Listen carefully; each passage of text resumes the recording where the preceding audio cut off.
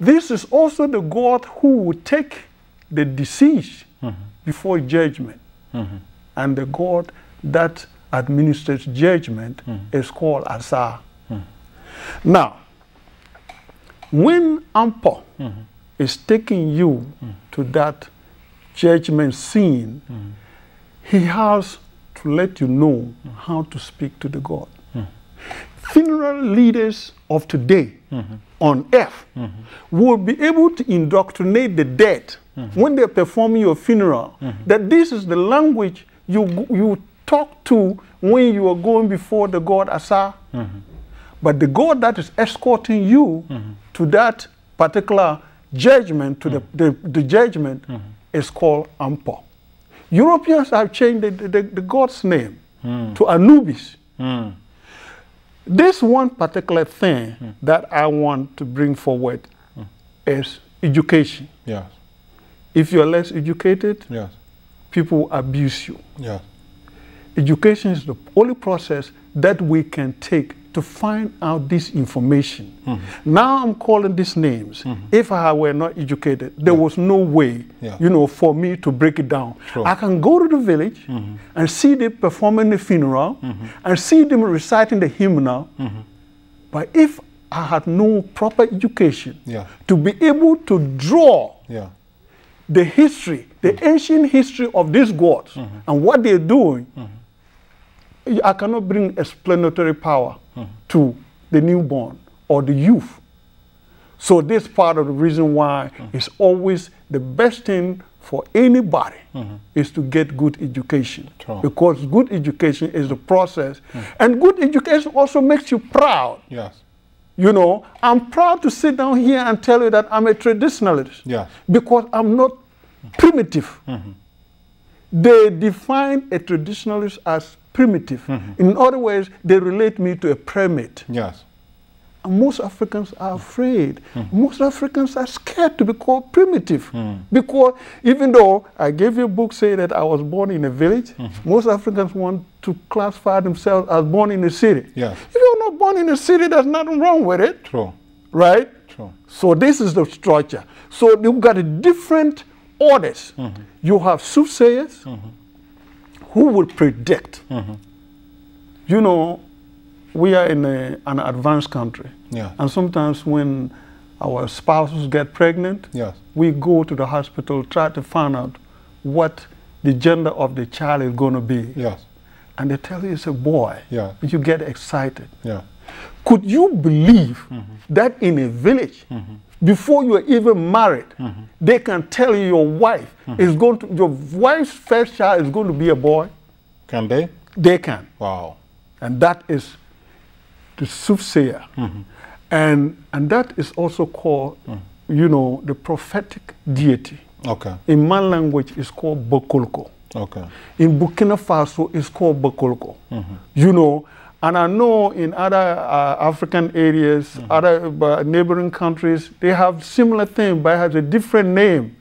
But that's why I'm talking about the universality of African traditionalism.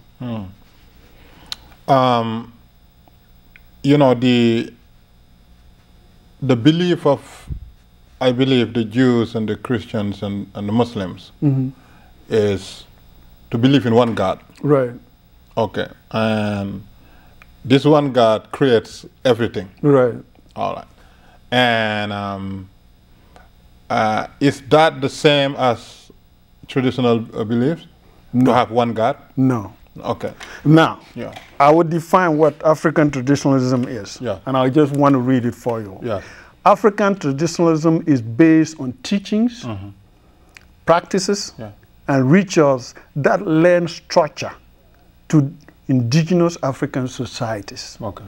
A belief in a divine authority with lesser divinities as assistants. African traditionalism knows that there is one high divine authority. Okay. But they also know that such a powerful person would not hold structure just by himself. Okay. So there have to be some assistants, some lesser gods that come under him. So that's why I tell you that the African traditionalism believes in the father and the mother. That's what Europeans call ancestral worship. But what Europeans are trying to do is limit African traditionalism to the ancestor alone. Another propaganda. That is ancestral worship. It's not ancestral worship. It goes all the way past the ancestor and then gets to the land deities, the water deities, the sky deities. The goddesses, African tradition also believe that gods have wives. All right? And there are other gods below the main supreme being. That's our African belief system. It's not limited to only one supreme being. There were other gods that created other things. In ancient Kemetic tradition, there were two gods. One called Ptah, and another one called Khnum. They were the ones who used to model a human being. After modeling a human being, then they would take a thing called Nkwa. Europeans have changed the name to Ankh. When the meaning of Nkwa is life, after modeling you, after they finish modeling you, if they put the Nkwa to your nose, you can breathe. And that's how you become a human being. So the supreme being, the Amon-Ra, the universal or the ruler of the universe, he did not model human beings.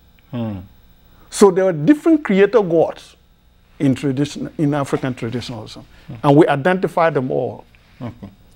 Okay, in terms of, I am absolutely positively clueless when it comes to the African traditionalism. I'm ashamed to say this as an African. But you know, you said in terms of other deities or other gods.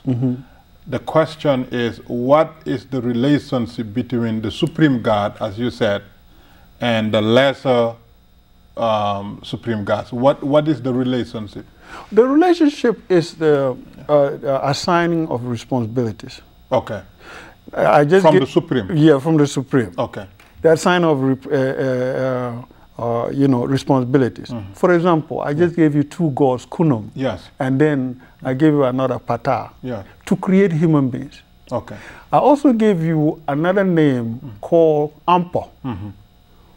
Ampo is responsible for educating human beings how to build tombs, how to dig graves, and go down and structure a place how to lay a human being.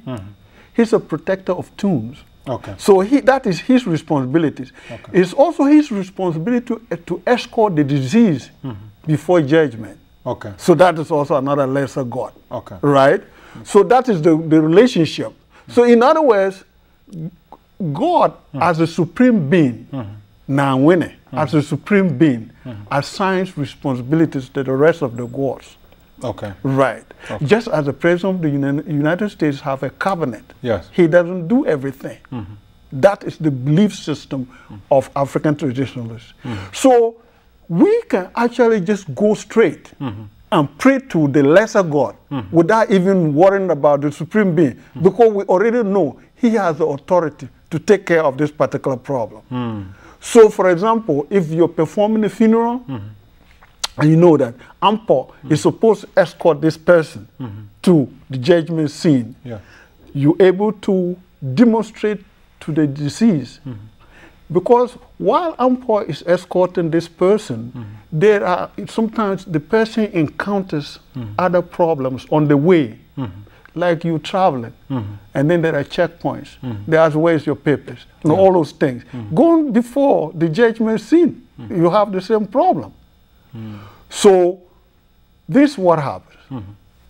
After they recite the hymnal, after they demonstrate to him how to fight in the other world, then they give him to Ampo.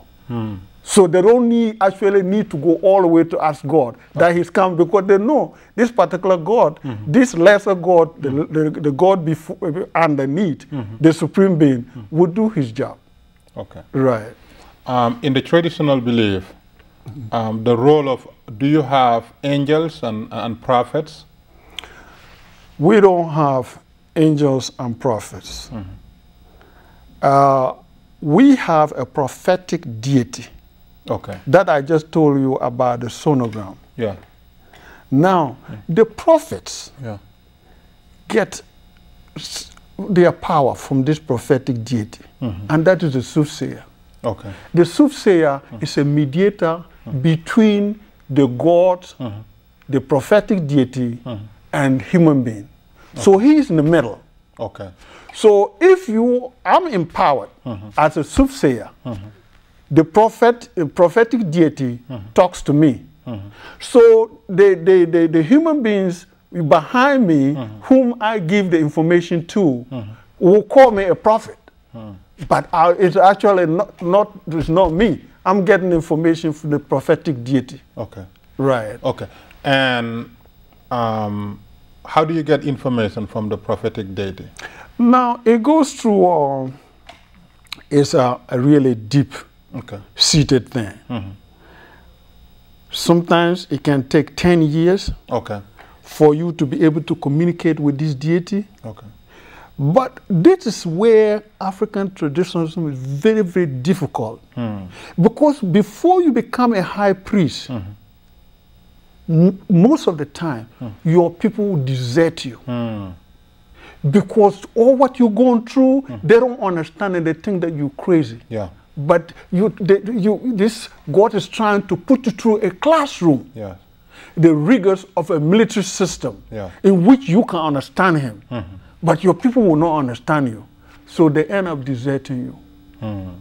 So that is the process. Eventually, the same human beings, the same society of people will come to find that it is about time that this person connects with the prophetic deity. And they will perform a certain ceremony. Okay. They'll perform a certain ceremony in which your family will think that you're completely dead. Sometimes they take you to a room where you're laid in state as if you're really dead. But they know when they're going to raise you up. Sure. And by the time they raise you up, you've already connected with the prophetic deity, and then that's when you begin to prophesy. Yes. The concept of paradise and hell, and performing virtuous deeds and committing sin, how do they relate to the traditional African beliefs? Paradise and hell and sin and good deeds. Good deeds is part of African traditionalism. African traditionalism, the number of declarations or principles that they have to adhere is more than the 10 Commandments. It's about 42. Wow. They call them 42 negative confessions. Okay. The 42 negative confessions is very difficult to adhere to. Okay. And when you violate those principles, it's not after you're dead that you're punished. In African traditionalism, they believe it that if you violate the principles, you are punished right here on earth. Before death? Before death. Okay. So that's why when you see people get crazy, they become lunatics, we can assign that as violating the principles. Okay. Say, for example, you get stricken by lightning, we can define that as being, violating the principles. So it's all here. But there's still, when we also have to believe that when you die, you have to get to God. You have to get to your ancestor.